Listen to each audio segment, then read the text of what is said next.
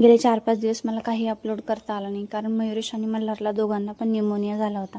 आधी थोडासा कफच वाटत होता, मला समजूनही आलं नाही कफ किती वाढत गेलं. वातावरण खरंच खूप खराब आहे. तर 2 दिवसात त्यांना इतका कफ झाला की डॉक्टरकडे गेल्यानंतर समजलं की न्यूमोनियाचं आहे. तर त्याची ट्रीटमेंटसुद्धा चालू आहे त्यांची. तर आज 5वं इंजेक्शन आहे आणि आज आमच्या श्रेयांश दादाचा पण बड्डे आहे, माझ्या भावाच्या मुलाचं. तर आम्हाला तिकडे पण जायचं आहे. म्हटलं जाऊन फक्त येणार होतं. तसं बाळांना आता थोडंसं बरं वाटते, पण अजून एवढं काही ओके नाही आहे. तर त्यामुळं मग थोडंसं फक्त जाऊन येणार होतं. इंजेक्शन घेऊन आम्ही गेलो मग तिकडं मामाच्या इकडं.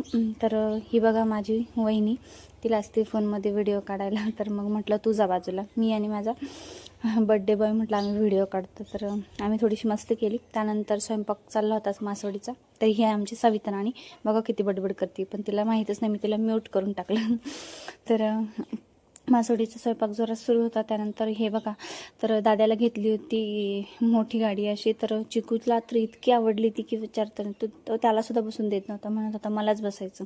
त्याला खूप आवडली गाडी. तर तो सारखा हँडल फिरवत होता, ते गाणे लावायचं, लाईट लावायचं, त्याला खूप भारी वाटायचं. आणि सारखं मग गाडीतच बसायचं चाललं होतं त्याचं मस्त. तर तेवढ्यात लाईटच गेली. तर लाईट गेली तर बड्डे आधी लवकर होतं 6 वाजताच, पण लाईट नसल्यामुळे मग डेकोरेशनचं काम राहिलं अर्धवट.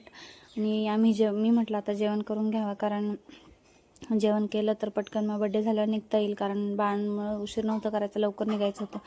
तर दादू पण आमच्यासोबत जेवायला बसला. फायनली मग लाईट आल्यानंतर मग डेकोरेशन वगैरे सगळं झालं. तर दोघे तोपर्यंत ओके होते, खेळत होते चांगले. पण जसं बड्डे सुरू व्हायला सुरुवात झाली औक्षण करायला वगैरे, तर दोघांना पण अजिबातच राहीना. दोघांना मीच पाहिजे होतं. त्यांना झोप आली होती खूप, कारण औषधं दिली होती ना मी त्यांना दुपारी. तर बघा सगळीकडं आता घर भरलं होतं पूर्ण. ही आहे माझी मावशी.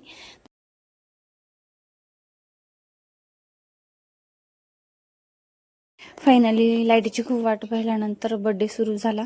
तर बड्डे जसा सुरू झाला तसं इकडं बाळ मयुरेश आणि मल्हारला पण गर्दीमुळे असं नाही का भीती वाटते त्यांना. आता जास्त माणसांमध्ये ते कधी जात नाहीत ना, मग ते दोघे पण मला चिटकायला लागले. मग दोघांना घेऊन मी बेडरूममध्ये गेले.